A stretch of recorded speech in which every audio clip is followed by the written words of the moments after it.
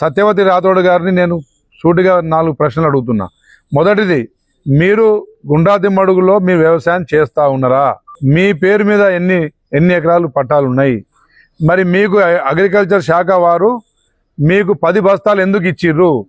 మీరు వారిని రిక్వెస్ట్ చేస్తే ఇచ్చిన తర్వాత మళ్ళీ ప్రజల ముందు లైన్లో నిలబడ్డట్టు 10 బస్తాలు తీసుకున్న తర్వాత కూడా లైన్లో నిలబడ్డట్టు మీకు ఒకటే బస్తా ఇచ్చినట్టు మీరు అబద్ధం చెప్పడం మీ స్థాయికి ఇది భావ్యమేనా? అదేవిధంగా కేంద్రాన్ని నిందించాల్సిన మీ ప్రతిపక్ష పార్టీల నాయకులు కేవలం రాష్ట్ర ప్రభుత్వాన్ని, అక్కడేమో షాపుల దగ్గర మోడీ గారి ఫోటో పెట్టుకుంటారు, మీరేమో మా ముఖ్యమంత్రి గారిని మా ప్రభుత్వాన్ని నిందించడం ఇది ఎంతవరకు భావ్యం? ఒక్కసారి మీరు ఆత్మ పరిశీలన చేసుకోవాలని చెప్తా ఉన్నా.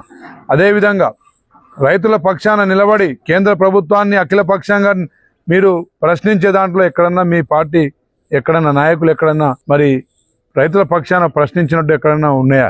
కాబట్టి మీరు చేసే మరి డ్రామా తెలంగాణ రాష్ట్ర ప్రజలు, ముఖ్యంగా డోర్నకల్ మహబూబాద్ ప్రజలు దీన్ని హర్షించరు.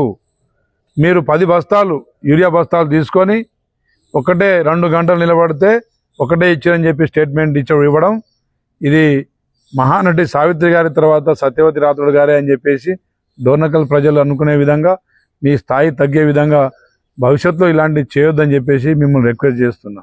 అదేవిధంగా రైతులకు యూరియా పంపిణీలో విజయవంతంగా పోలీస్ యంత్రాంగం, రెవెన్యూ యంత్రాంగం, వ్యవసాయ అధికారులు, కాంగ్రెస్ పార్టీ మండల నాయకులు అందరూ సమిష్టిగా రైతులకు 2 గంటల్లోనే 8 నుంచి 11 లోపే మరి ముందు రోజే లిస్ట్ తయారు చేసి ఎవరికైతే ఇంతవరకు రాలేదో అలాంటి రైతాంగాన్ని మరి లిస్ట్ అవుట్ చేసి వారికి సవ్యంగా యూరియా అందించడంలో మరి సక్సెస్ అవుతున్నారు. అధికారులందరికీ అభినందిస్తున్నాం. తప్పకుండా యూరియా ఇప్పటికే గత సంవత్సరంలో ఇచ్చిన దానికంటే రెట్టింపు యూరియా ప్రజలకు అందింది.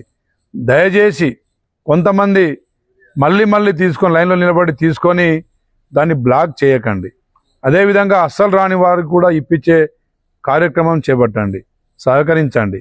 అదేవిధంగా కొంతమంది టీఆర్ఎస్ నాయకులు లైన్లలో నిలబడి కావాల్సి రాద్ధాంతం మరి సృష్టించకండి.